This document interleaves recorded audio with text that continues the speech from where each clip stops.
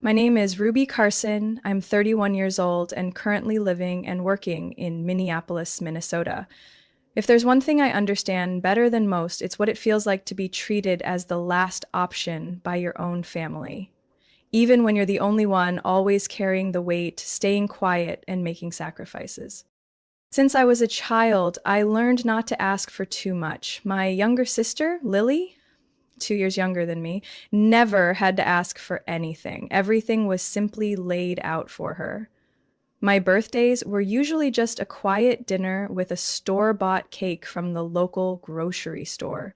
No candles, no friends, not even a handwritten card. Meanwhile, Lily's birthdays were major productions, printed invitations, inflatable castles in the backyard, three-tier cakes topped with her favorite cartoon characters, and a crowd of friends our parents called a well-deserved celebration for a little princess. I still remember being 10 and asking if I could have a sleepover with a few girls from class. My mother said, "No, Ruby, your dad works hard all week. Don't mess up the house with silly kid stuff." 2 months later, Lily was taken to a kids' spa with her friends, complete with an at-home hairstylist. My mother's only comment to me, "She needs encouragement. She's shy. You're stronger than she is. You don't need those things." Those words sank deeper into me than any punishment ever could. My father, Neil Carson, was a high school math teacher. My mother, Elaine, used to be a nurse before she quit to stay home with Lily when she turned 6. I don't blame them for working hard. I blame them for never once stopping to ask, "How are you feeling, Ruby?" I was a straight-A student all 4 years of high school, competed in debate, worked at the library. When I got a full scholarship to the University of Minnesota, my mother simply nodded and said, "Good. That saves us a lot on tuition. No hug, no photo on move-in day." Lily, though, she once improved from a C to a B in history, and the family treated it like she had gotten into Harvard. "She needs encouragement to not get discouraged," my mother would explain. I'd just sit there, forcing a smile, swallowing that ache of being overlooked down into the pit of my stomach. Even as a kid, I recognized the unspoken family order. I was the responsible one, the fallback. And Lily, she was the heart of the family, the one protected, spoiled, and never expected to do anything hard. I once tried to say it out loud, one evening while my parents were watching TV and Lily was allowed to use the iPad late. "Mom, why do you always favor Lily?" She didn't turn around. Her voice was cold. "What nonsense are you saying, Ruby? I love you both the same, but Lily's more fragile than you. You're her big sister. You should understand." I said nothing. "You should understand" was a sentence I had heard too often, like an invisible shackle that had been around my neck my entire childhood. So I learned to stay silent, to endure, to disappear from view. And in that silence, I made a quiet promise to myself. One day, I would build a life where my worth wasn't traded for my rank in a family that had already decided who mattered more. I just didn't know the price of keeping that promise would be so high. I never thought I'd return to the house on Pine Hollow Drive, the place where I grew up with more wounds than warm memories. But life has a strange way of circling back, especially when you think you've finally escaped. At 29, I had a stable life in a 2-bedroom apartment in downtown Minneapolis. I was leading a marketing team at an e-commerce firm, earning enough for a comfortable lifestyle, driving an old but reliable car, and had a clear 2-year plan to save up for a down payment on my own place. Then my mother called. Her voice trembled as she mentioned the refinanced mortgage. They were 3 months behind on payments. Without urgent help, the bank would begin foreclosure. "This house belonged to your grandparents," she said. "If we lose it, we don't know where we'll go." I asked, "What about Lily?" She hesitated, then said, "She just left her job. She's going through a tough time." I didn't ask any more questions. That house wasn't just a 3-bedroom brick structure. It was a system where I had learned how to endure, how to be sidelined. But no matter how bitter it felt, it was still the place I was born. I remembered my grandfather rocking on the front porch, his shaky hands pouring tea for my grandmother each morning. I didn't want the bank to seize that house and sell it off, just because Lily and my mother couldn't manage money. Then I heard myself say it, like someone else was speaking for me. Okay, I'll help. I'll cover the mortgage until things settle down. My parents cried. I didn't. 6 months in, I had canceled all my annual trips, picked up weekend freelance gigs, and postponed buying a home. The small apartment I rented wasn't much, but it was the first space that was truly mine, from the cactus on the balcony to the caramel leather chair I custom ordered. I had planned to upgrade to a place with a home office. Instead, that savings went to Citizens Trust and mortgage into an account under Elaine Carson, my mother's name. $3,900 a month. With insurance and property taxes, it came close to $4,500. I didn't live in that house. I was just the person sending payments on time. Every Sunday, I still visited, like muscle memories steeped in cinnamon from our kitchen growing up. My dad would smile, ask about work, then shift the conversation to Lily's plan to open a bakery or healing through yoga classes. Mom would always ask the same thing. Anyone special in your life lately? No one ever asked, "Are you tired?" Sometimes I'd ask myself why I kept doing it. Maybe it was the old fear that saying no would mean I wasn't the good one anymore. Or maybe, deep down, I still hoped they'd finally see I was worthy of love without a price tag. Around the 12th month, I started noticing things. Every time I visited, Lily was home. When I asked, Mom would smile and say she needs space to figure things out. I started noticing the details. Lily had a room on the main floor. Jeremy's, her fiance's, car was regularly in the driveway, and one evening I spotted an Amazon package addressed to him. I didn't ask. I told myself as long as everyone's peaceful, I can live with it, but the longer I watched, the clearer it became. Their peace didn't include me.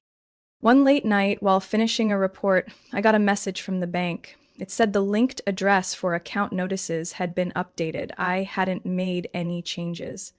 I called customer service, and after a round of verification, the rep said someone had recently requested that all notices be sent to Lily's address. I sat up straight, my heart thudded. I was paying the mortgage. But now the bills were being redirected to Lily? Before I could call, a message from my mother popped up. No greeting, just cold words. "Ruby, don't come by the house this week. We need time to reflect on everything." The next line froze me. "We've changed all the locks in the gate code." I sat there, motionless. The screen's light felt like a slap across my face. In that moment, I realized the house I had fought to save, with money, patience, and silence, was never really mine. And what I had just lost wasn't just a house. I didn't call back, didn't text, didn't drive past the house with the white iron gate I used to ride my bike through every afternoon after school. I just sat on a kitchen stool in my rented apartment, staring at my mother's final message like it had been carved into stone. "We've changed the locks and the gate code." Short, no explanation, no hesitation, a clean cut. I wasn't even sure what hurt more, their coldness or the fact that I wasn't surprised. 3 days later, I got a call from the bank. A loan officer said they needed to verify the identity of the person managing the mortgage because they had received a request to update the account information. I asked, "Who was added to the file?" There was a slight pause before she replied, "Jeremy Lang." My heart slammed against my ribs. Jeremy, Lily's fiancé, the guy with no money, the one who once borrowed a few $100s from me to start a cold brew brand, and then disappeared for 3 months. I hung up, opened my laptop, logged into my mortgage account, and checked the autopay settings I had quietly maintained each month like a loyal machine. Everything looked intact, until I clicked on Associated Contacts.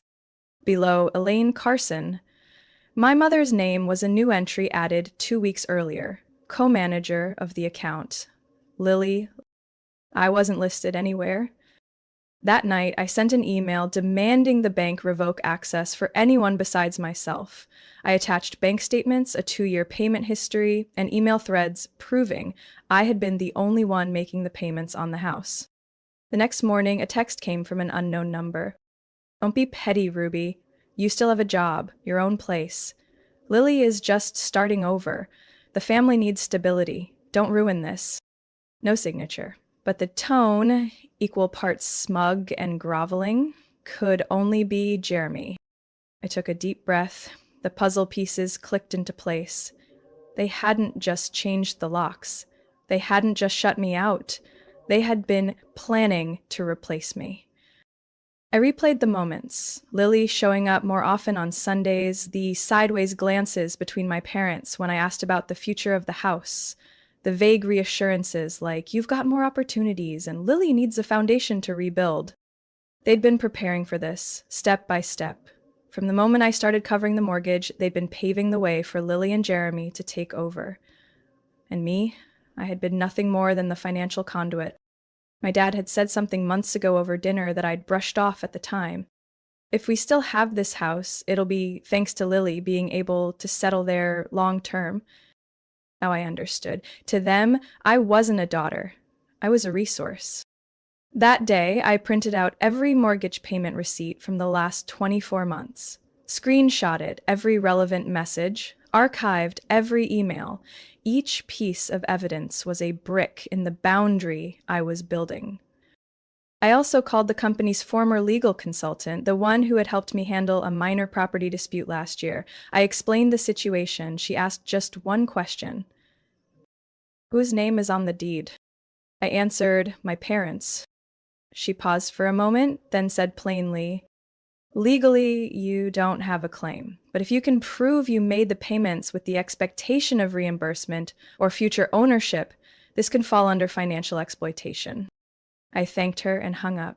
For the first time in months, I didn't feel like the little girl hiding in the living room while her parents scolded Lily. I was 31-year-old Ruby, holding the full weight of truth in my hands. And the fire inside me, no longer a scream, burned slow and steady like coals that refused to die. I had planned to cut ties after the lock change message, but then Dad called and left a shaky voicemail. Ruby, it was just a misunderstanding. Your mom, she overreacted. Can you come home for dinner this weekend? We'll talk it through. We're still a family, right? I hesitated. Then I agreed, not because I trusted them, but because I needed to hear them say out loud what I had known all along, but they never dared admit. Sunday evening, I returned to the house on Pine Hollow Drive. It was lightly snowing. The Christmas lights from last year still dangled unfinished along the roof, like someone had forgotten to take them down out of fatigue or apathy. Mama opened the door with a forced smile. Come in, sweetie, I made your favorite roast. In the kitchen, Lily and Jeremy were already there. They sat together at the head of the table like it had become their rightful place. My father was pouring wine into their glasses, looking like a proud host welcoming some esteemed couple. I took a seat. No one mentioned the lock change. No one apologized. No one brought up the over $100,000 I had wired over the past 2 years. Everything was wrapped in a smooth, practiced silence. Dinner began with boring chatter about Jeremy's new job, online personal brand consulting. Lily talked about how she was learning meditation. My father nodded approvingly. My mother added occasional praise. Lily is really turning her life around. I set my knife down.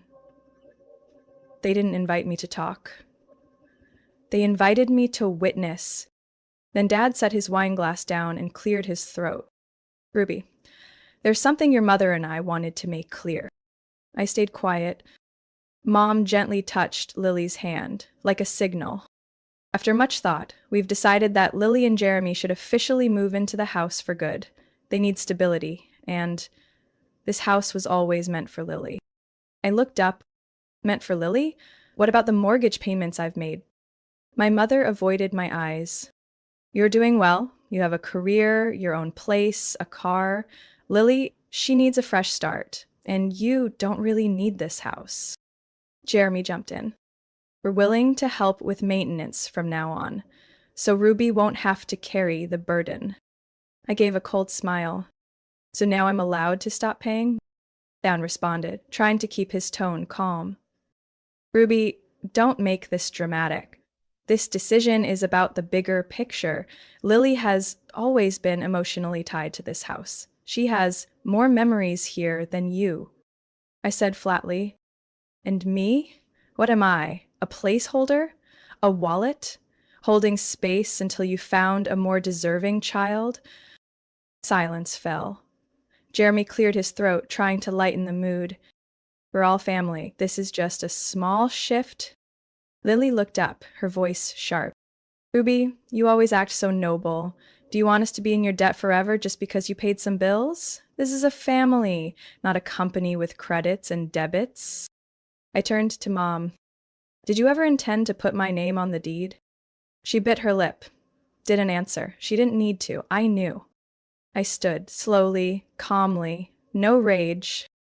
Fine. If you've decided who's worthy, then my part in this family is done. Mom called out, Ruby, don't escalate this. Do you know what people will think?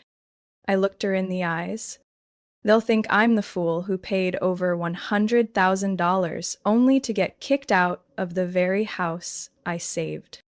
I walked out with steady steps. There was no anger left in me, just a final understanding I had never truly been part of this family. 3 days after that dinner, I received a text from my mom at 7 a.m., just as I was brewing coffee before heading out. No greeting, no check-in, just one blunt sentence. We've changed all the locks and gate codes. You are no longer allowed to return.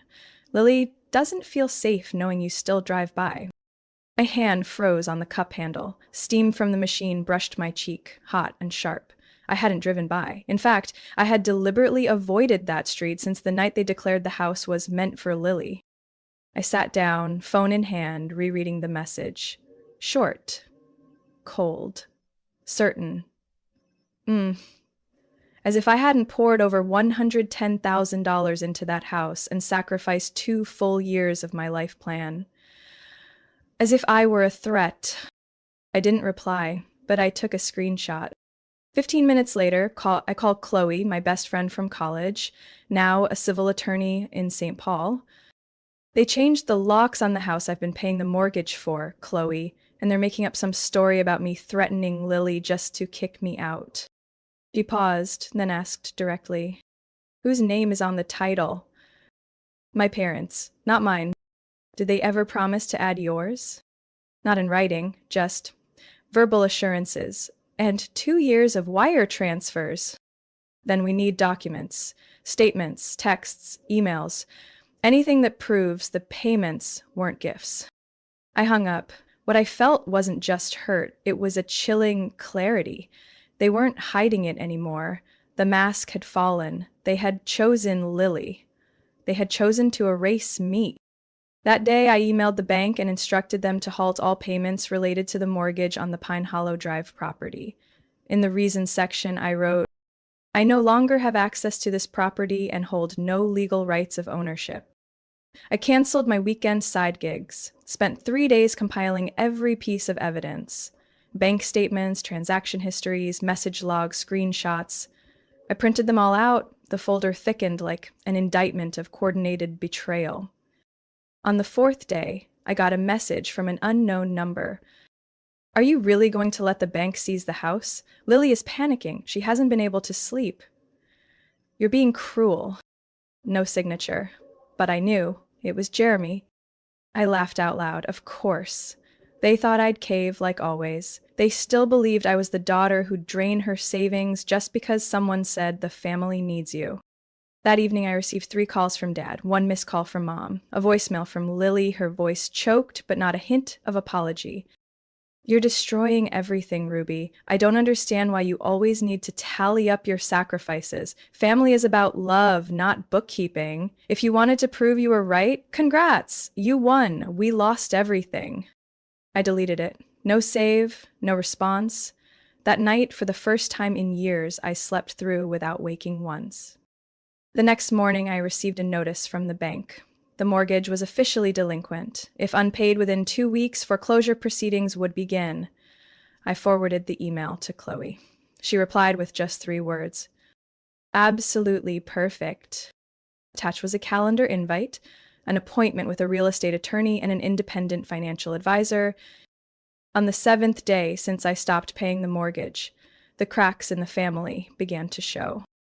The first call came in at 8 a.m. from my dad's number. I let it ring through to voicemail. A few minutes later, a voice message appeared. Ruby, it's Dad. The bank sent a warning notice. They said if we don't pay within 10 more days, they'll escalate the file to their legal department. We need to talk right away.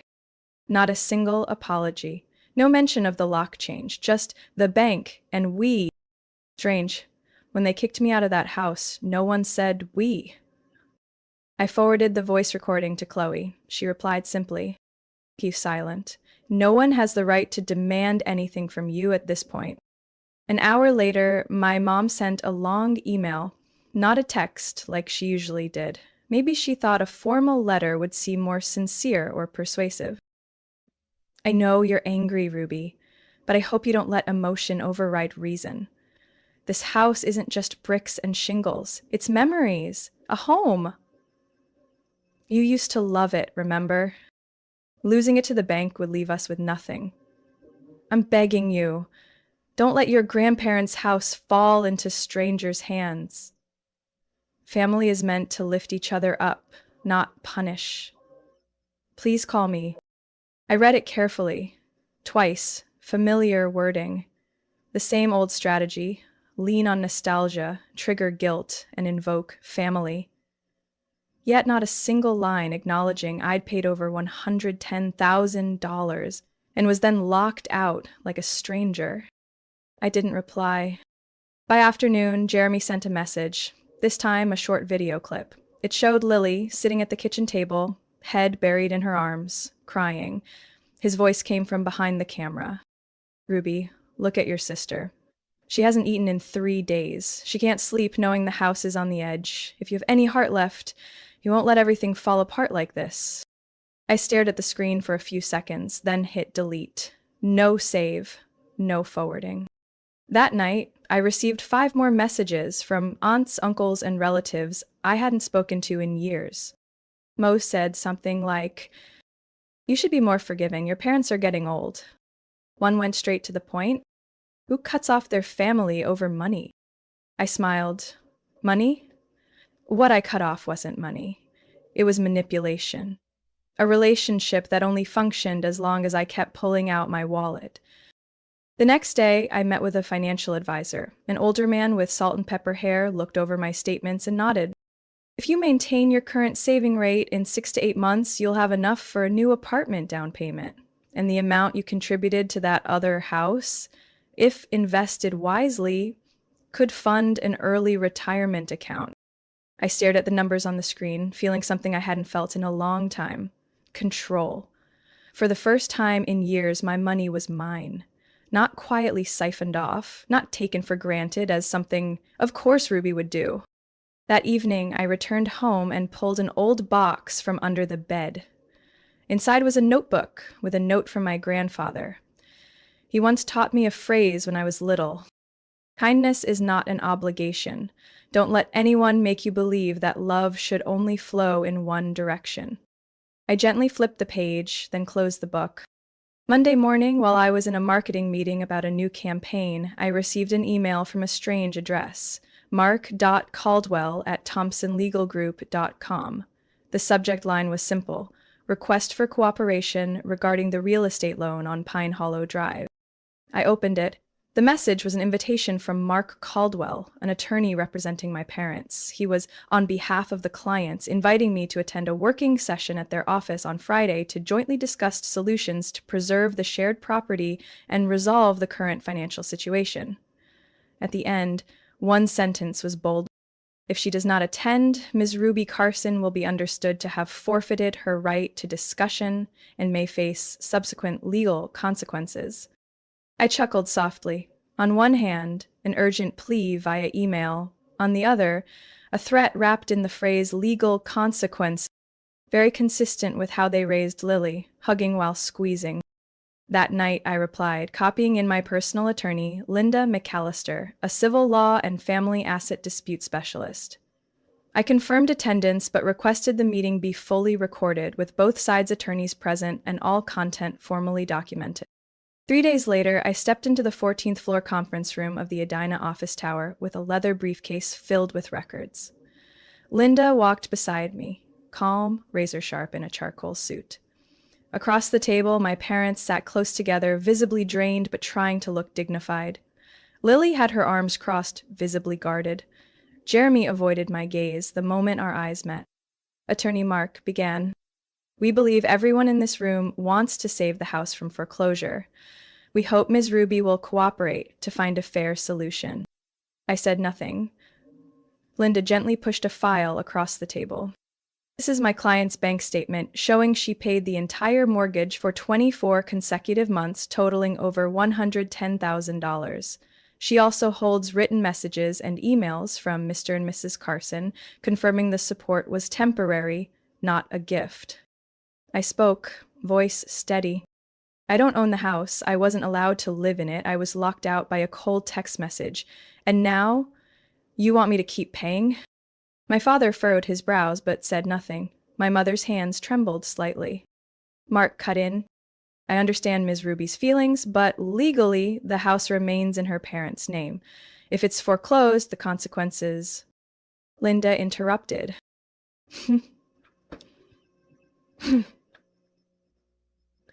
Ms. Ruby has no legal obligation here.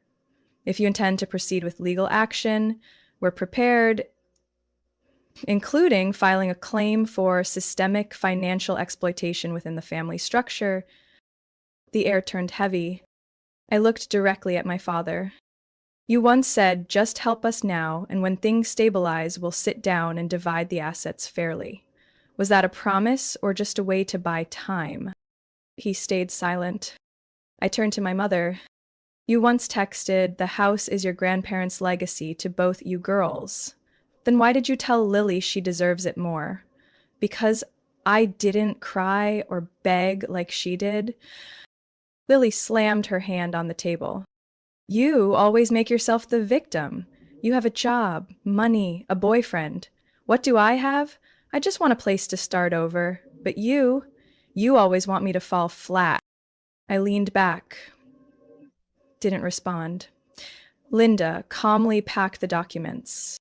Unfortunately, my client will not continue any further payments. If you want to save the house, do what responsible adults do, pay your own debts. We've recorded this meeting. Everything is now clear. I stood, buttoned my coat. Starting today, I'm no longer this family's backup wallet. You can keep thinking you're right, but the bank doesn't work with emotions. It works with numbers. Linda and I stepped into the hallway, closing the door behind us. Inside, I could hear my mother burst into tears. But I didn't turn back, because for the first time in my life, I didn't feel guilty. I felt relieved and free. 2 weeks after the tense meeting with my family, I got an email from the bank confirming the foreclosure file had officially entered enforcement. But the house on Pine Hollow Drive, the one I'd poured my youth and over $110,000 into, was now legally no longer my concern.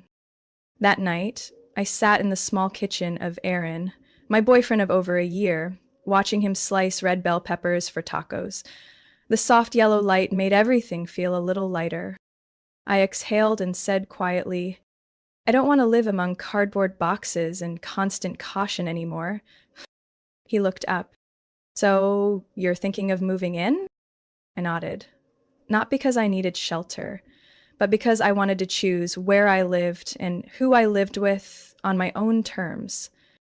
2 weeks later, I left my old rental apartment, the place that had once been a hideout after hundreds of emotionally draining family dinners.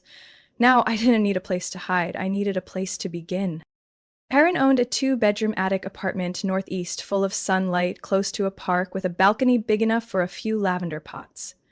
I unpacked only the things that truly belonged to me. The draft of a marketing project I was developing. A photo of me alone in Iceland. An amber-glazed ceramic mug I picked up at a flea market in Duluth.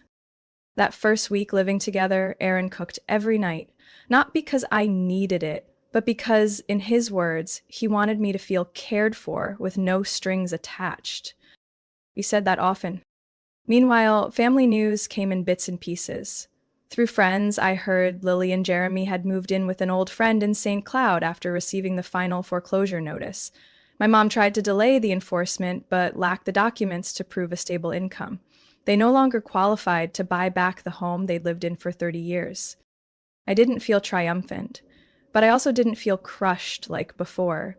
It was something else, like truth, eventually, always finds its rightful place. On a Saturday near the start of spring, my mother sent a short message. I understand if you don't reply, but I've been listening to that podcast you did on financial independence for women. You spoke beautifully. I want to say sorry, if I'm allowed to. I read it over and over. It didn't beg, it didn't blame, it didn't justify. I didn't respond immediately. A week later, I invited her for coffee. At a small cafe near Lake Harriet, neutral ground, unburdened by old memories.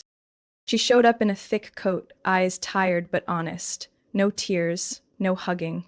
We sat across from each other, a latte between us acting like a needed buffer. I'm not here to ask for money. I'm not hoping you'll be our rescue plan anymore. She took a breath. I know I did so many things wrong. I nodded, staying silent. I used to think that because you were the strong one, you'd always stick around. But I was wrong. You didn't just leave, you let go and held on to your worth. I looked her in the eye. I don't want to cut you out of my life, but if you want to be part of it, things will have to change. No more, you're the older one, you should understand. No more, you can handle it. No more, just help a little. I don't live that way anymore. She nodded, eyes red. I understand. I really do now. We didn't solve everything in that one cup of coffee, but for the first time in years, I felt like we had a real conversation. No pressure, no pretending nothing happened. Later that month, I got promoted, Director of Content Strategy. During the announcement meeting, my boss looked at me and said, "We need someone who's not only skilled, but knows they belong at the decision-making table. Ruby, you're that person."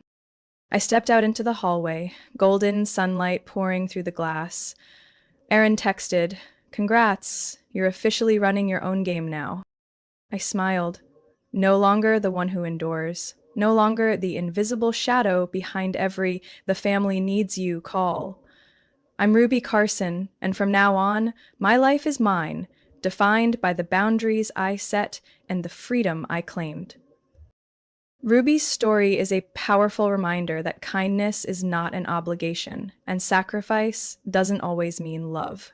In real life, some families only show love as long as you're useful. When Ruby set firm boundaries, she didn't just reclaim her financial power. She broke a pattern of manipulation that had lasted for years. True freedom doesn't come from acceptance. It comes from choosing to walk away and live life on your own terms. What do you think of Ruby's decision? Would you have done the same if you were in her shoes? Share your thoughts in the comments. And don't forget to follow the channel for more emotional family stories and life-changing lessons.